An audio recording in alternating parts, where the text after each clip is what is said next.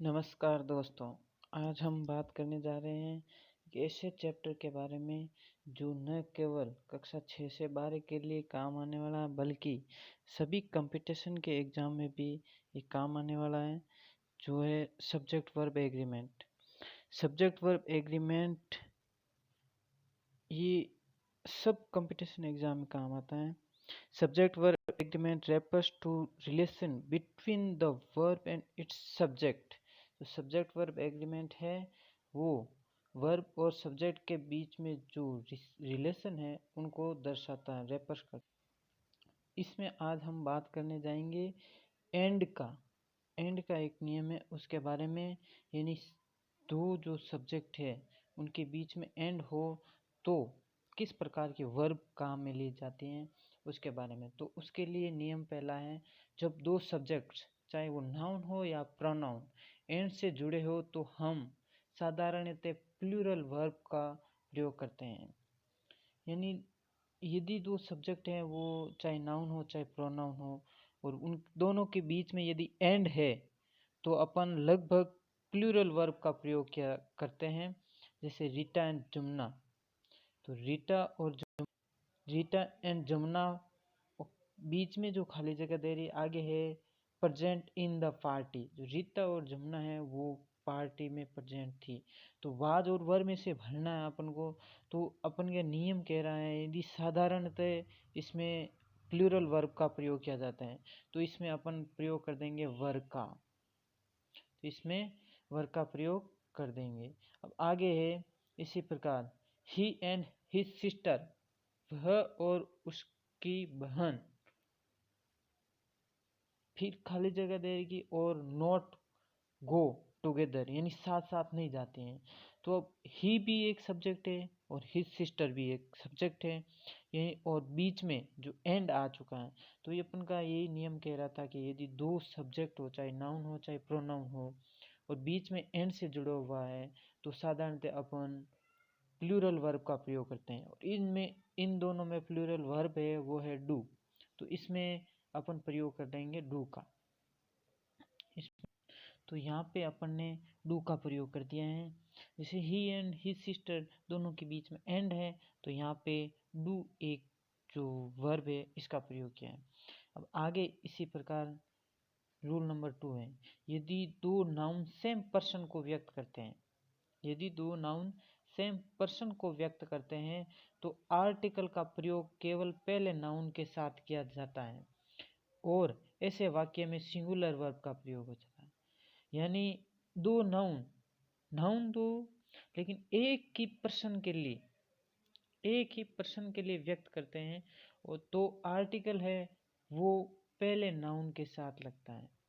यदि पहले नाउन के साथ आर्टिकल है तो आगे वर्ब है वो सिंगुलर होगी। यदि पहले नाउन के साथ आर्टिकल का प्रयोग किया है तो वर्ब हमेशा इसमें सिंगुलर होगी। तो यहाँ पे देखिए the collector and chairperson on leave today, जो कलेक्टर और चेयरपर्सन है वो छुट्टी पर है। तो चेयरपर्सन और कलेक्टर, यहाँ चेयरपर्सन कलेक्टर और ये चेयरपर्सन, इससे पहले जो द है ये एक आर्टिकल है। द आर्टिकल का प्रयोग पहले नाउन के आगे क्या है तो इसमें हमेशा सिंगुलर वर्ब लगती है, तो सिंगुलर वर्ब इसमें इज है तो इसमें इज का प्रयोग होगा। इसी प्रकार अगला रूल नंबर 3 है, यदि एंड से जुड़े दोनों नाउन के पहले अलग अलग आर्टिकल यूज हो तो प्लूरल वर्ब का प्रयोग होता है। यानी दोनों नाउन से पहले यदि अलग अलग आर्टिकल हो तो उन में जो वर्ब लगेगी वो प्लूरल होगी। तो अपने पहले नियम में देखा था कि यदि दो नाउन सेम पर्सन को व्यक्त कर रहे हैं तथा आर्टिकल है वो पहले नाउन के साथ लग रहा है तो उसमें सिंगुलर वर्ब का प्रयोग किया था। अब इसी प्रकार एंड से जुड़े हुए दो नाउन है और दोनों नाउन से पहले अलग अलग आर्टिकल यूज हो रहा है तो प्लूरल वर्ब का प्रयोग किया जाएगा। तो देखिए यहाँ पर the collector and the chairperson, दोनों के आगे द जो आर्टिकल है इनका प्रयोग किया हुआ है। दोनों जो है, दोनों नाउन है, इनके आगे द आर्टिकल का प्रयोग किया है और बीच में है वो एंड से जुड़ा हुआ है। बीच में एंड से जुड़ा हुआ है तो इसकी जो वर्ब होगी वो प्लूरल होगी। तो वर्ब यहाँ पे जो प्लूरल वर्ब है वो है आर, तो इसमें आर का प्रयोग होगा।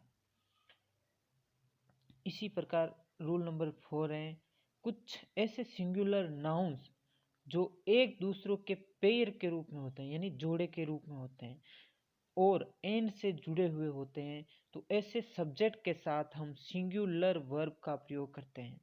यानी जोड़े के रूप में जो नाउन है सिंगुलर नाउन, तो और बीच में एंड से जुड़े हुए हैं तो इनके जो वर्ब होगी वो सिंगुलर होगी। तो यहाँ देखिए ब्रेड एंड बटर, फिर खाली जगह माय फेवरेट डिश, तो इज और आर में से लगाना। ब्रेड एंड बटर है ये हमेशा एक पेयर के रूप में है और बीच में है वो एंड से जुड़े हुए हैं, तो इसमें हमेशा क्या होगा, सिंगुलर वर्ब का प्रयोग होगा। तो इसमें सिंगुलर वर्ब है वो इज है, तो इसमें इज का प्रयोग होगा।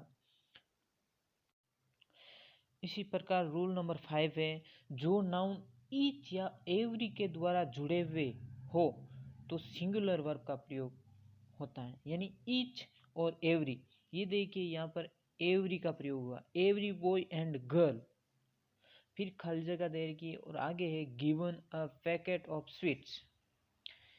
तो इसमें देखिए वाज और वर में से लगाना, और अपन को जो नियम है वो क्या कह रहा है, जो नाउन ईच या एवरी के द्वारा जुड़े हुए हो तो सिंगुलर वर्ब का प्रयोग होगा। तो इसमें देखिए सिंगुलर वर्ब है वाज, तो इसमें वाज का प्रयोग होगा। इसी प्रकार आगे each male and female protesting against that law, तो इसमें भी देखिए ईच का प्रयोग हुआ, इसमें ईच का प्रयोग हुआ, तो ईच का प्रयोग हो गया और बीच में एंड से भी जुड़ा हुआ है, तो ये सिंगुलर वर्ब का प्रयोग होगा। इसमें भी सिंगुलर वर्ब है इज, तो इज का प्रयोग होगा। इसी प्रकार आगे रूल नंबर 6 है वो नन, हालांकि सिंगुलर वर्ब, नन है वो सिंगुलर है लेकिन इसके साथ प्लूरल वर्ब का प्रयोग किया जाता है। नन है वो हालांकि सिंगुलर है लेकिन इसके साथ प्लूरल वर्ब का प्रयोग किया जाता है। तो यहाँ देखिए नन, फिर खाली जगह आ गई deep as those who will not hear, तो इसमें इज और आर है, तो अपन को यहाँ पता चल जाएगा नन है तो नन के साथ प्लूरल वर्ब का प्रयोग किया जाता है, तो प्लूरल वर्ब है आर। इसी प्रकार आगे आगे है नन, फिर है इंजर्ड, खाली जगह छोड़ रखी है और अपन को ये जो नियम है वो कह रहा है नन के साथ प्लूरल वर्ब का प्रयोग किया जाता है। तो यहाँ पर प्लूरल वर्ब है वर, तो इसमें वर का प्रयोग किया जाएगा। तो दोस्तों आज के लिए इतना ही। अगले वीडियो में हम और जो नियम है अगले उनका प्रयोग सीखेंगे।